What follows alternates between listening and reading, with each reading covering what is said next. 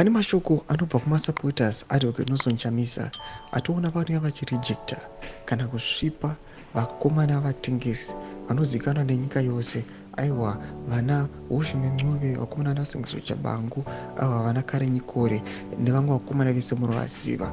Vari kuuya vachiti vakomana ava izvezvi vachipesana nereality zvatakuona kuti our country is now heading kumapose. Aiwa, in some years ari kutevera ipapapa chokwadi chinozobuda nokuti vari kuona kuti ava kana sapoti mana kana munhu anombovafolowa kana munhu anombovatevera. Zvakakuona kuti vakomana vakuda unity naAdvocate Nelson Chamisa. Sanapinda mashoko ambuleniko pana kubo subscribe like utambe bell icon. Timida pahindo ya Admire Mupemi anachiposta this picture amuri kuona iro reason coalition for change yana Ushume Ncube vakagara vachiratidza kuti anenge akaperera onyora achiti they are broke, no fulfillment from false promises. ZANU-PF yakuitai matishu ikakubisikai now vakuti unity. Fokoro Chamisa will have unity with the citizens only this time.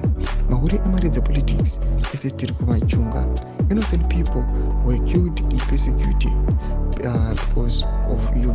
Thomas Pambra toka panapa na Admire Mupemi achita aiwa vakomana ava vakakonzeresa kuti vanhu vazhinji vakanga vari innocent aiwa vapersecutiwe vaurayiwe nenokuda kwevakomana vatengesi ava vachiti unity yavari kudhimanda vachida nevakomana naAdvocate Nelson Chamisa we are not going to tolerate.